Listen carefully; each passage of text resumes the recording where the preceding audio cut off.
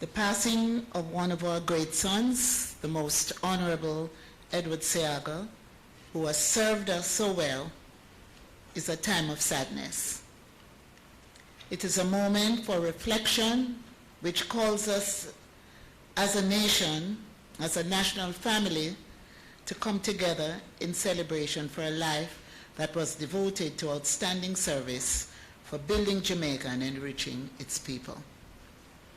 Edward Philip George Seaga was elected Prime Minister of Jamaica on October 30, 1980. He became the 5th person to hold that position.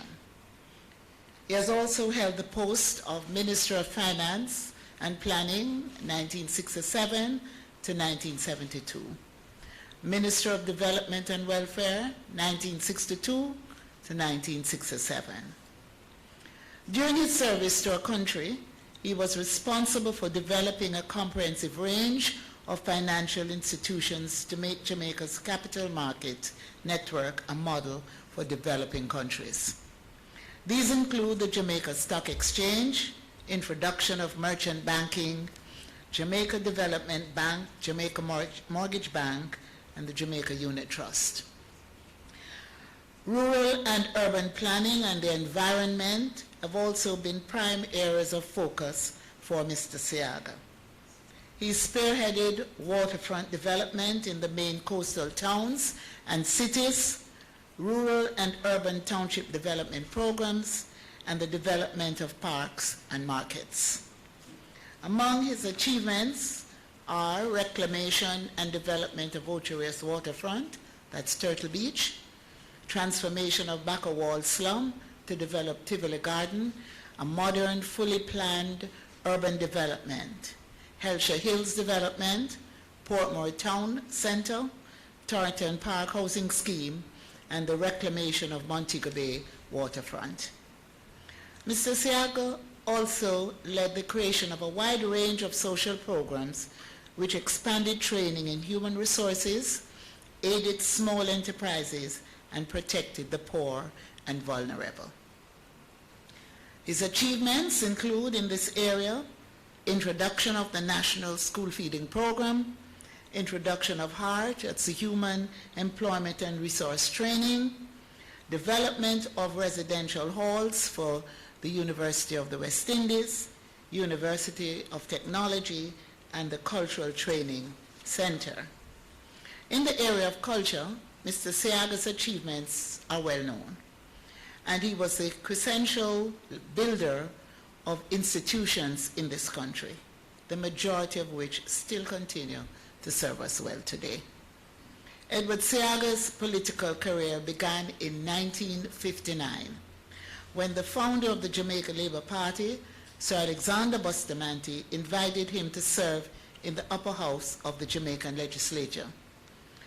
The Legislative Council later became the Senate. His appointment at the age of 29 made him the youngest member in the history of the Legislative Council. He was also the youngest member among the architects of the 1962 Constitution, which proclaimed Jamaica as an independent country. In April 1962, Mr. Seaga was elected Member of Parliament for Western Kingston in the first Parliament of Jamaica. He went on to serve the constituency for more than 40 years. He was made a member of the first cabinet and appointed Minister of Development and Welfare. Ladies and gentlemen, this afternoon we will announce the details to honor the Most Honorable Edward Philip George Seaga. He is being accorded a state funeral. I will, at this time, explain what is involved. What is the criteria for state and official funerals? The state funeral accorded to the Most Honorable Edward Seaga, ON, PC, continues the tradition of a grateful nation bidding farewell to its leaders in a formal manner with appropriate dignity and ceremony. In the prevailing policy directive, the government of Jamaica, through its cabinet, accords official and state funerals to the following persons: governors general and prime ministers who die whilst in office, national heroes, members of cabinet, such other persons including former governors general, former prime ministers, and members of cabinet who the cabinet may from time to time determine to be eligible for such consideration. What are the responsibilities?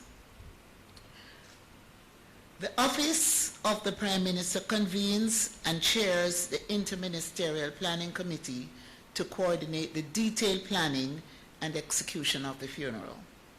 The committee is comprised of government entities that typically plan and execute such state ceremonial events.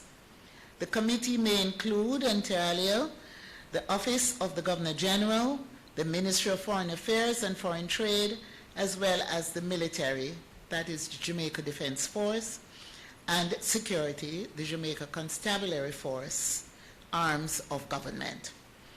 The Chancery and Protocol Division of the Office of the Prime Minister is therefore responsible for the planning and coordination of state and official funerals. But it discharges this responsibility with the collaboration of relevant government departments and agencies consequent on the formal decision taken by the government through the deliberations of the appointed Interministerial Planning Committee for State Ceremonials. Ladies and gentlemen, the key elements of the process would customarily encompass the formal announcement by the Prime Minister of the passing of the official of state or government and of the decision to accord a state or official funeral, the establishment of an official period of mourning, flags at half-mast, signing of condolence books, the agreement of a funeral date, the convening of the planning committee, the preparation, coordination, and execution in accordance with plans of the state or official funeral service activities and arrangements, including formal interment, laying of wreaths by high officials of state and government. Logistics and activities will include condolence books in all parishes. And in this case, condolence books will also be opened at each municipality office in all parish capitals on a date to be announced. And it also involves lying in state as per, in this case, families' wishes that the casket will remain closed and draped with the national flag. Those paying their respects will file past solemnly as directed within the ceremonial area. I now give you details of the activities that are planned. As you are aware, on Sunday, we had the ceremonial arrival of the remains of the late Most Honorable Edward Seaga. Today, Monday, June 3, condolence books have been opened for signing at the following locations: Office of the Prime Minister, the Ministry of Foreign Affairs and Foreign Trade, and Jamaica's missions overseas. In Jamaica, the signing began at 10 a.m. and will continue until 3 p.m. this afternoon. Tomorrow, Tuesday, June 4 to Friday, June 21, the opening of condolence books for signing at the House of Parliament. And that will be from 10 a.m. to 3 p.m. each day. On Wednesday, June 5, body lies in state in Kingston at the Jamaica Labour Party headquarters at Belmont Road from 11 a.m. to 2 p.m. On Friday, June 7, body lies in state in Western Jamaica. And this will be at the Civic Center, Montego Bay, Sam Sharp Square, Montego Bay, from 9 a.m. to noon in Montego Bay. And then the body will be taken, the remains will be taken to Ocho Rios, where the body will lie in state at the Anglican Church, the St. John's Anglican Church, from 2 p.m. to 5 p.m.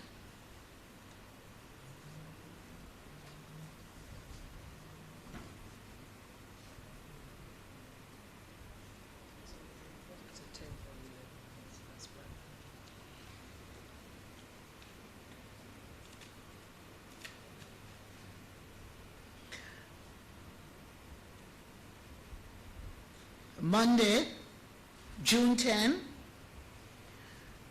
body will lie in state in Kingston at the Tivoli Gardens Community Center from 10 a.m. to 1 p.m. Also on Tuesday, June 11, in Western Kingston at the Denham Town Community Center from 10 a.m. to 1 p.m. On Tuesday, June 18, the Arts in Tribute will be held, and the Arts in Tribute to the Most Honorable Edward Seaga will be held at the Little Theatre in Kingston, featuring the National Dance Theatre Company, of which he was the last remaining patron. The Jamaica Folk Singers, of which he was instrumental in the formation of the Jamaica Folk Singers. Among the other groups performing will be the Tivoli Dance Company. There will be spoken tributes and other performances, which we will announce those details at a later date. On Wednesday, June 19 to June 22nd, June 19 to June 22nd will be declared the official period of mourning. Flags to be flown at half-mast. And on that day, his body will lie in state in Kingston at the National Arena. Also, on June 19, there will be a special sitting of both Houses of Parliament in tribute to the Most Honorable Edward Seaga. And the sitting will begin at 2 p.m. For the lying in state, the National Arena viewing will begin at 11 a.m. and ends at 2 p.m. And I would want to remind you, will be a closed casket. Lying in state will continue on Thursday, June 20 at the National Arena, 11 a.m. to 2 p.m. The state funeral for the Most Honorable, the late Most Honorable Edward Seaga will be held on June 23 at the Cathedral of the Most Holy Trinity on North Street. The service will begin at 12 noon. Interment will be at the National Heroes Park following the funeral service. Those are the details of the state funeral and official activities. I would wish at this point to also announce the details of the activities that are planned by West Kingston.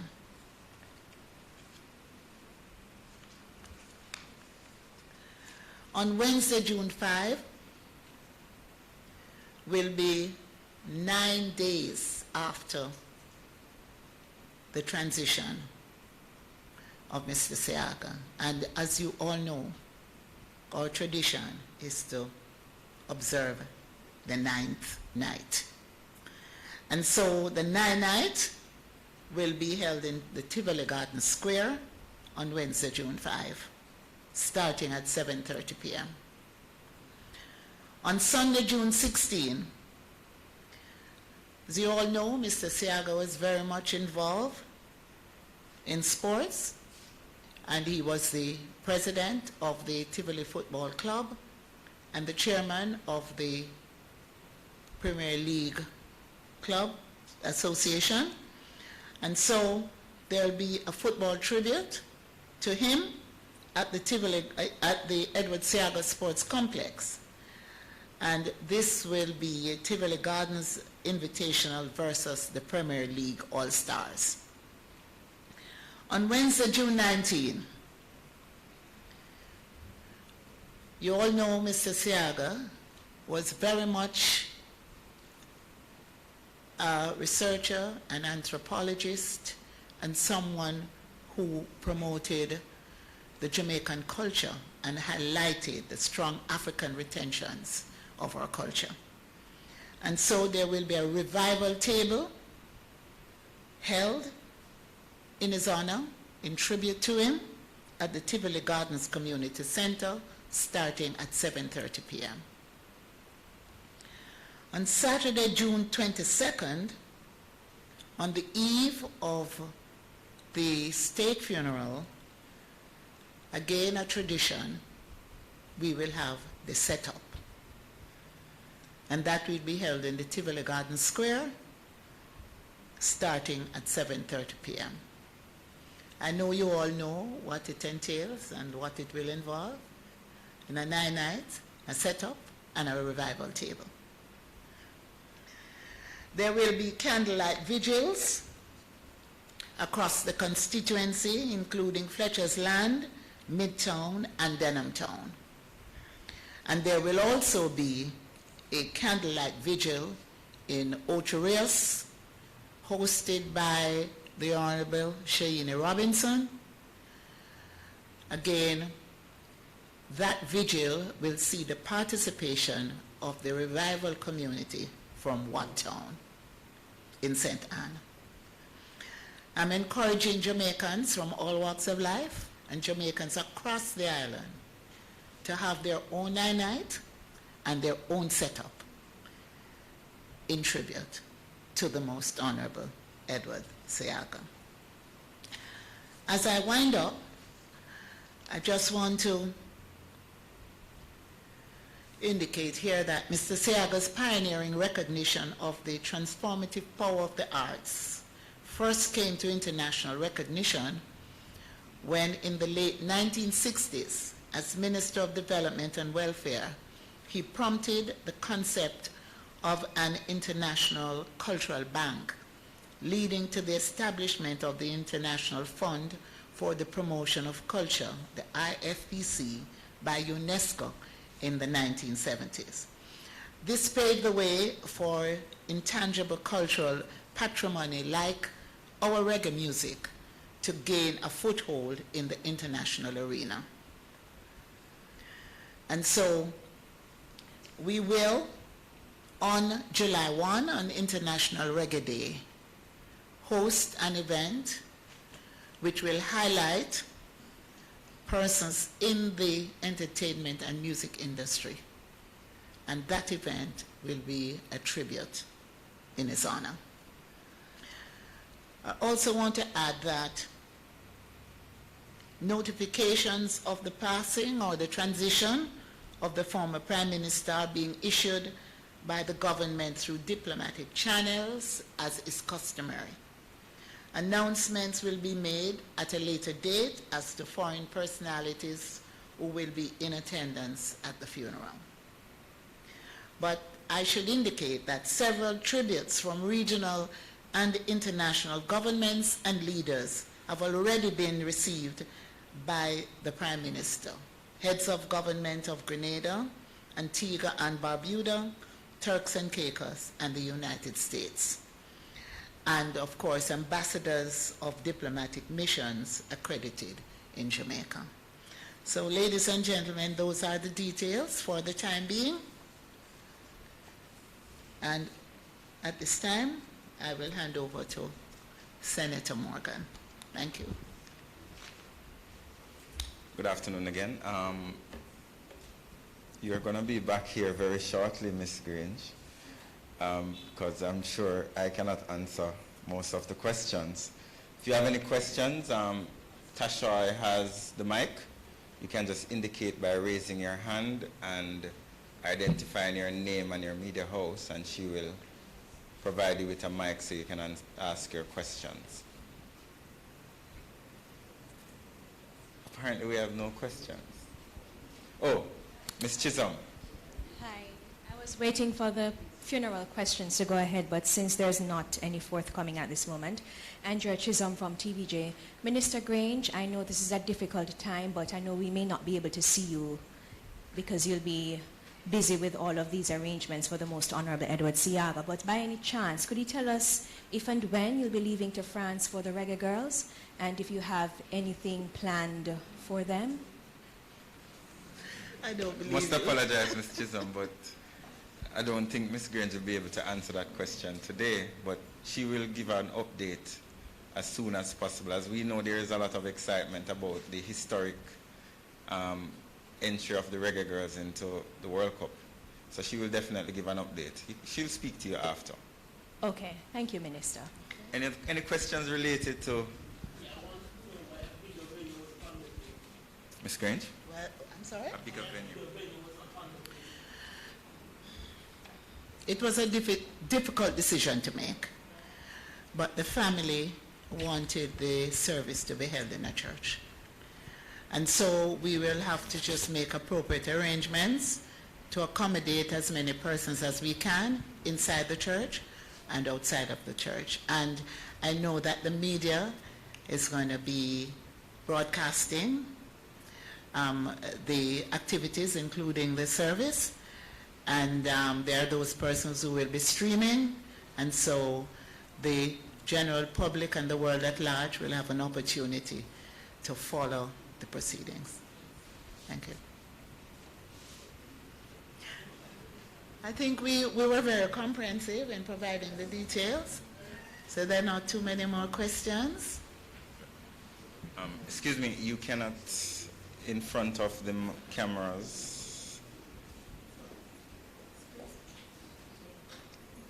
Thank you very much.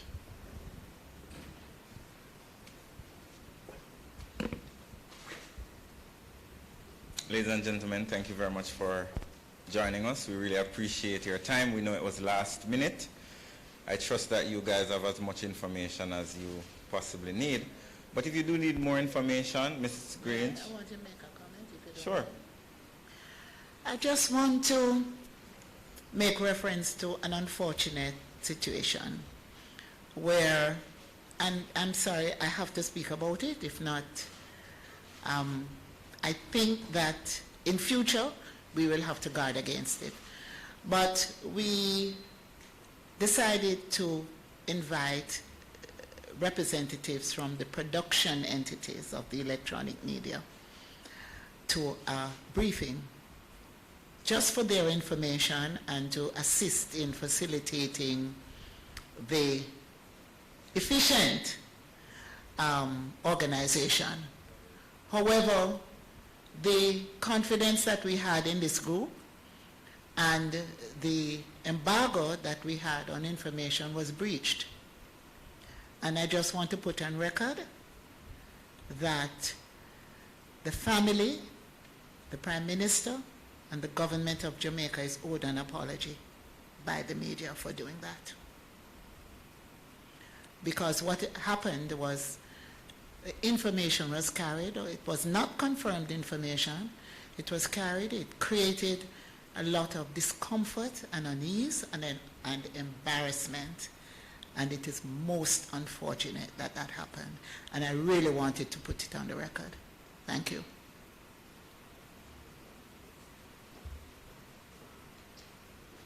Thank you, ladies and gentlemen, for joining us. As is customary, you can always reach out to us for... Sure. The period of mourning, which is from the 19th to the 22nd, it means that government will not have any social activities.